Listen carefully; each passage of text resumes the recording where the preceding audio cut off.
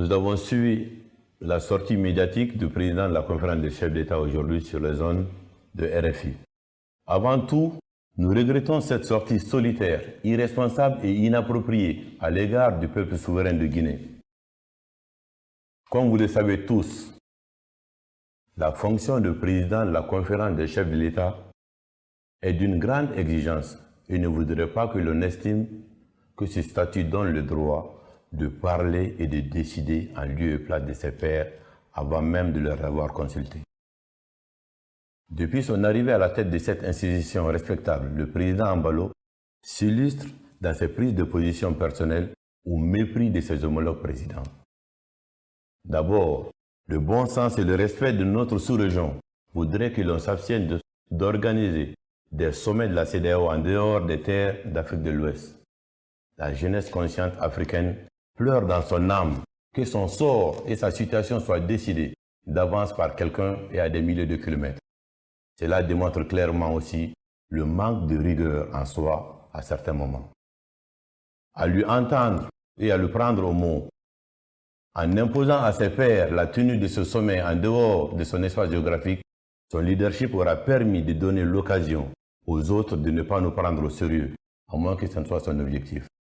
Dès lors, il est donc permis d'inviter le patron des chefs de l'État de la CEDEAO, comme il le prétend, à œuvrer davantage pour l'honneur et la grandeur de nos peuples. Le mensonge grossier et les propos qui s'apparentent à de l'intimidation sont de nos jours des pratiques rétrogrades qui n'honorent pas son auteur et ternissent par la même occasion l'image de marque de la CEDEAO. Nous ne voulons pas porter cette honte. C'est pourquoi le temps est venu de dire ce qui a été dit en Guinée et qui est archi faux et décousu de tout sens. Ce dont il a été question dans les échanges est le contenu du chronogramme de la transition. Nous ne ferons l'objet d'aucune publicité pour personne ou pour quelque raison que ce soit. Le respect de notre pays et de nos dirigeants est la base de toute relation au sein même de la CEDEAO. L'instabilité ne peut être une marque de gouvernance ou un droit acquis. La démarche du président Embalo procède d'une diabolisation du régime de la transition en Guinée.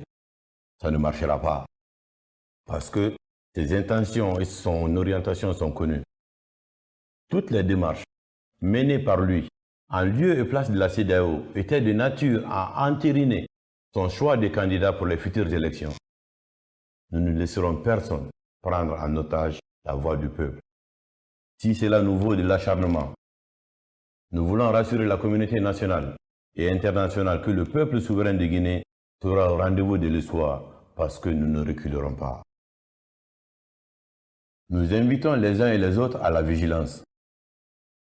Une autre évidence est le fait qu'il y a une nouvelle dynamique dans nos pays qui est impulsée par une nouvelle génération de dirigeants à laquelle appartient le président Doumbouya, qui ne fera pas de civisme et n'est pas aliéné. Pour ceux qui interrogent l'histoire, on sait qu'en Guinée et partout dans le monde, le Guinéen n'aime pas le manque de respect ou un quelconque dictat. Nous avons volontairement ouvert toutes nos portes à la CEDEAO, mais nous nous résignons d'accepter que l'image souverainiste de notre si chère institution sous-régionale ne soit prise en otage par des sorties non maîtrisées et imprévisibles. Président Embalo, qu'est-ce qui nous a été proposé pour une sortie de transition, à part le calcul arithmétique de jours et de mois? La situation guinéenne n'est-elle pas la résultante de l'inaction et du mutisme de la CEDEAO dans l'accompagnement de faits dans la violation de la Constitution? Nous assimilons cet acharnement au fait que les actions de rectification institutionnelle en cours dans notre pays soient du mauvais goût pour certains qui voudraient nous replonger dans les erreurs du passé. Chaque pays a ses réalités et nous assumons les nôtres. C'est la raison pour laquelle nous avons consulté l'ensemble des forces vives de la nation pour proposer un contenu à notre transition. Il est important qu'il y ait un peu de retenue dans certaines prises de parole pour ne pas se donner un spectacle aux yeux du monde. On ne peut malheureusement pas se permettre de parler comme des acteurs des réseaux sociaux pour comptabiliser le nombre de vues. Nous ne permettrons à personne que la presse soit la voie par laquelle un responsable choisira pour parler de notre pays et en profiter pour s'accorder du crédit en disant des choses qui n'ont jamais fait l'objet d'échanges. La première sortie n'a pas fait l'objet de réaction parce qu'il avait été estimé qu'il fallait de la hauteur. La vérité est que quelqu'un se permet de dire ce qui n'a pas été dit et veut faire croire cela aux gens. On n'est pas dans une émission de guignol ou de télé-réalité. Il s'agit de relations diplomatiques entre des États responsables qui requièrent le respect. Au sujet des sanctions pré-proclamées, nous répondons que ce n'est pas une surprise venant du président Mbalo. Nous regrettons ces propos qui s'apparentent à de l'arrogance contre notre pays et un dictat aux autres chefs d'État de la CEDEAO.